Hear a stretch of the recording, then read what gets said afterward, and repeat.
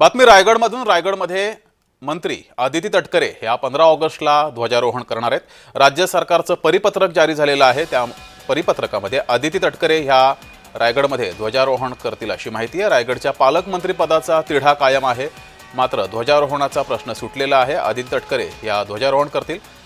भरत गोगावले मात्र यामुळे नाराज झाले।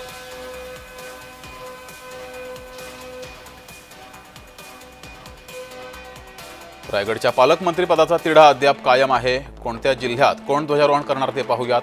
ठाण्यामध्ये एकनाथ शिंदे, बीडमध्ये अजित पवार, बीडचे पालकमंत्री, त्यानंतर नागपूरमध्ये चंद्रशेखर बावनकुळे, नागपूरचे पालकमंत्री हे ध्वजारोहण करतील। रायगडमध्ये आदिती तटकरे, नाशिकमध्ये गिरीश महाजन, सांगलीमध्ये चंद्रकांत पाटील, अहिल्यानगरमध्ये राधाकृष्ण विखे पाटील, गोंदियामध्ये छगन भुजबळ, पालघरमध्ये गणेश नाईक हे ध्वजारोहण करतील। अमरावतीमध्ये दादा भुसे, रत्नागिरीत उदय सामंत, धुळ्यामध्ये जयकुमार रावल, जालन्यामध्ये पंकजा मुंडे, नांदेडमध्ये अतुल सावे, चंद्रपूर या जिल्ह्यात अशोक उईके हे ध्वजारोहण करतील।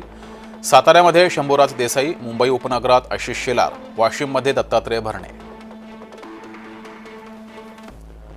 हिंगोलीमध्ये नरहरी झिरवाळ, भंडाऱ्यामध्ये संजय सावकारे, छत्रपती संभाजीनगरमध्ये संजय शिरसाट हे ध्वजारोहण करतील।